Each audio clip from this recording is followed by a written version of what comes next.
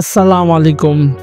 আপনার ঢেঁড়স গাছ হঠাৎ সাদা হয়ে যাচ্ছে, চিন্তা করবেন না। আজকের এই ভিডিওতে আপনি জানবেন কেন গাছ সাদা হয় আর কী করলে গাছ আবার সবুজ ও সুস্থ হয়ে উঠবে। গাছ যদি অসুস্থ হয়, চিন্তা না করে কাজ শুরু করুন। সঠিক রোগ চিনে আর সঠিক সময়ে যত্ন পারে আপনার ফসল বাঁচাতে। প্রধান কারণ ছত্রাক, যেটাকে আমরা বাংলায় বলি গাছ পচা বা সাদা ধুলা পড়া রোগ।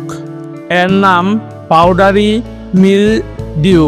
এটা হলে পাতার সাদা ধুলার মতো আবরণ পড়ে, গাছ দুর্বল হয়ে পড়ে।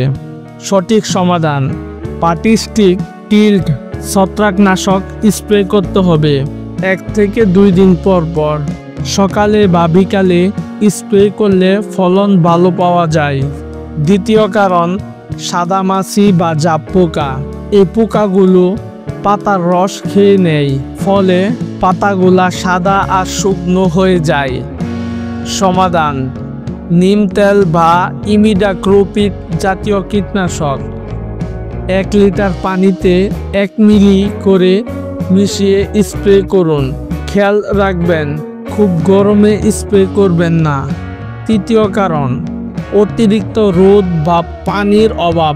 অনেক সময় গাছের পাতা সূর্যের জ্বালায় সাদা হয়ে যায়।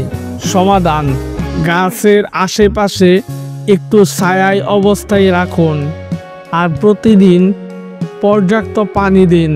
চতুর্থ কারণ গাছের পুষ্টির অভাব। জিঙ্ক বা ম্যাগনেসিয়াম না থাকলে পাতা সাদা ছোপ পড়ে।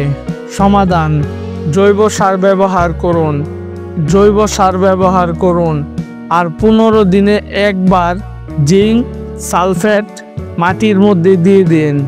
গাছ যদি অসুস্থ হয়, চিন্তা না করে কাজ শুরু করুন।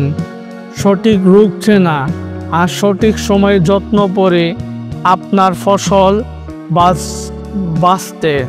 ভিডিওটি ভালো লাগলে একবার শেয়ার করে দিন আপনার কৃষক বন্ধুদের সাথে। ধন্যবাদ সবাইকে। খুদা হাফেজ।